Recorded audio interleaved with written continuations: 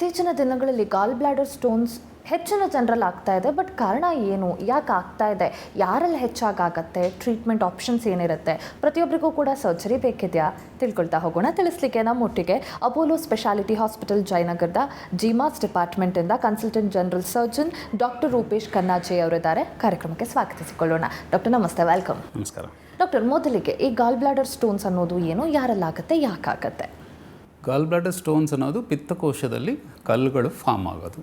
ಏನಕ್ಕೆ ಫಾರ್ಮ್ ಆಗ್ತಾ ಇದೆ ಅಂತಂತಂದರೆ ಇತ್ತೀಚೆಗೆ ಅಂದರೆ ಮುಂಚೆ ಎಲ್ಲ ಅಷ್ಟೊಂದು ಫಾರ್ಮ್ ಆಗ್ತಿರಲಿಲ್ಲ, ಬಟ್ ಇತ್ತೀಚೆಗೆ ಜಾಸ್ತಿ ಆಗ್ತಿರೋದ್ರ ಕಾರಣ ನಾವು ನಮ್ಮ ಡಯಟು ನಾವು ಇವಾಗ ಮೋಸ್ಟ್ಲಿ ವೆಸ್ಟರ್ನ್ ಡಯಟ್ ಫಾಲೋ ಮಾಡ್ತಾ ಇದ್ವಿ. ಅದರಿಂದ ಪ್ರಾಸೆಸ್ಡ್ ಫುಡ್ಸ್ ಮತ್ತು ಹೆಚ್ಚು ಕಾರ್ಬೋಹೈಡ್ರೇಟ್ಸ್ ಇರೋವಂಥದ್ದು, ಹೆಚ್ಚು ಮಸಾಲ ಐಟಮ್ಸ್ ತಿನ್ನೋದು, ಇದರಿಂದನೇ ನಮಗೆ ಪಿತ್ತಕೋಶದಲ್ಲಿ ಕಲ್ಲುಗಳು ಜಾಸ್ತಿ ಆಗ್ತಾ ಇರೋದು. ಪಿತ್ತಕೋಶದಲ್ಲಿ ಕಲ್ಲು ಹೇಗೆ ಫಾರ್ಮ್ ಆಗುತ್ತೆ ಅಂತ ಹೇಳಿದರೆ, ಪಿತ್ತ ಅನ್ನೋದು salt.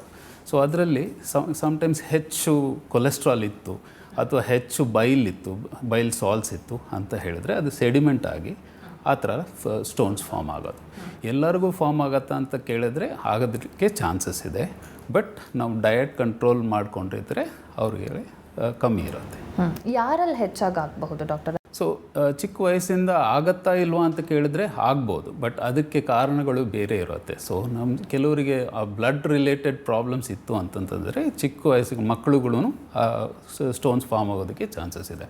But usually female patients ಅಂದರೆ ಹೆಂಗಸರಿಗೆ ಜಾಸ್ತಿ ಇರುತ್ತೆ.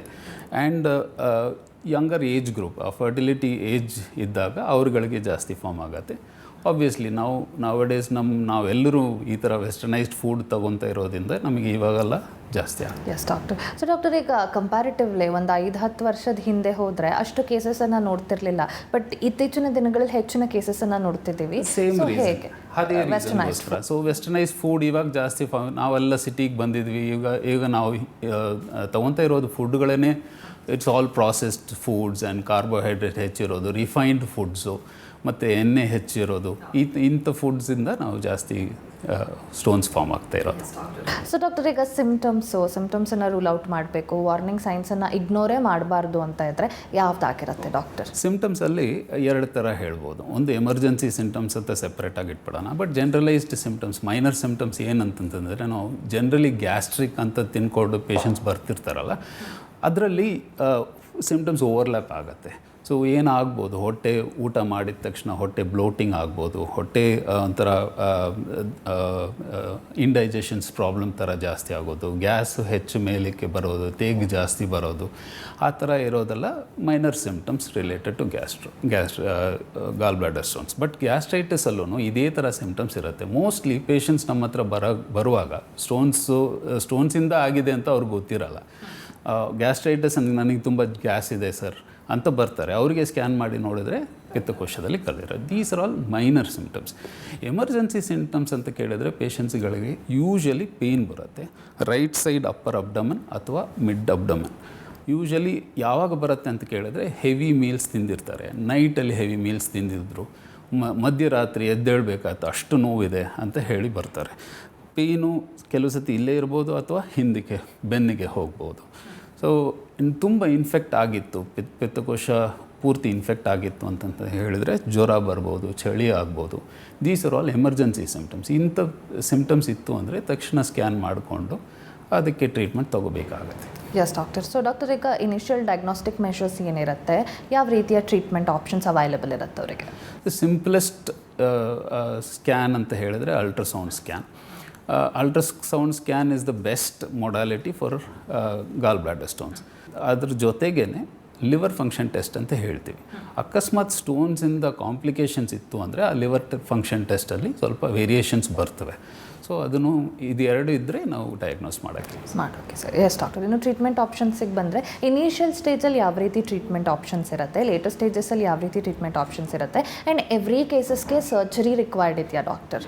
90%, 80 to 90% gall bladder stones are symptomatic ಅಂತ ಹೇಳ್ತೀವಿ. ಸಿಮ್ಟಮ್ಸ್ ಅಷ್ಟೊಂದು ಇರೋದಿಲ್ಲ. ಸೊ 100 ಜನಕ್ಕೆ 80 to 90%ಗೆ ಆಚೆ ಕಾಣಿಸೋದಿಲ್ಲ. ನಾವು ಸ್ಕ್ಯಾನ್ ಮಾಡಿದ್ದೀವಿ, ಹೆಲ್ತ್ ಚೆಕ್ ಮಾಡಿದ್ದೀವಿ. ಸೊ ಹಾಗಾಗಿ ನಮಗೆ ಗೊತ್ತಾಯಿತು ಇದಕ್ಕೆ ಆಪ್ರೇಷನ್ ಬೇಕಾ ಬೇಡವಾ ಅಂತ ಕೇಳಿದರೆ ಅದಕ್ಕೆ ಆಪ್ರೇಷನ್ಸ್ ಬೇಡ. So treatment will be just wait and watch. ನಾವು ಡಯಟು ಹೇಳ್ತೀವಿ, ಸ್ವಲ್ಪ you try to take less of fatty items ಅಂತ ಹೇಳ್ತೀವಿ. ಆ ಥರ ಹೆಲ್ದಿ ಡಯಟ್ ತೊಗೊಳ್ಳಿ, ತರಕಾರಿಗಳು ಹಣ್ಣು ತೊಗೊಳ್ಳಿ ಆ್ಯಂಡ್ ಹೆಚ್ಚು ನೀರು ಕುಡೀರಿ ಅಂತ ಹೇಳಿ ಅಡ್ವೈಸ್ ಮಾಡ್ತೀವಿ. ಬಟ್ ಎಲ್ಲರಿಗೂ ಸರ್ಜರಿ ಬೇಕಾ ಅಂತ ಹೇಳಿದರೆ ಇಲ್ಲ. ಈ 10-20% ಇದ್ದಾರಲ್ಲ, ಅದರಲ್ಲಿ ಪೇಷಂಟ್ಸಿಗೆ ಸಿಮ್ಟಮ್ಸ್ ಜಾಸ್ತಿ ಆಯಿತು ಅಂತಂದರೆ, ಎಮರ್ಜೆನ್ಸಿ ಸಿಮ್ಟಮ್ಸ್ ಇತ್ತು ಅಂದರೆ ಆಪ್ರೇಷನ್ ಮಾಡ್ಕೊಳ್ಳೋದು ಬೆಟರ್. ಸೊ ಈಗ ಹಾಗೆ ಸ್ಟೋನ್ಸನ್ನು ಬಿಟ್ಬಿಟ್ರೆ ಆ ಎಸಿಮ್ಟಮ್ಯಾಟಿಕ್ ಪೇಷಂಟ್ಸಿಗೆ ಏನಾಗ್ಬೋದು ಅಂತ ಹೇಳಿದರೆ, ಒಂದು 20 ವರ್ಷದಲ್ಲಿ ಒಂದು 10% of the people will develop into complication. ಆವಾಗ ಸರ್ಜರಿ ಮಾಡೋದು ಬೆಟರ್. ಸೊ ಯಾವ ರೀತಿಯ ಒಂದು ಲೈಫ್ ಸ್ಟೈಲನ್ನು ಫಾಲೋ ಮಾಡಬೇಕಾಗತ್ತೆ ಪೋಸ್ಟ್ ಸರ್ಜರಿ ಆಗಿರಬಹುದು ಅಥವಾ ಪ್ರಿಕಾಷನರಿ ಮೆಷರ್ಸ್ ಅಂತ ಇದ್ದಾಗಲೇ?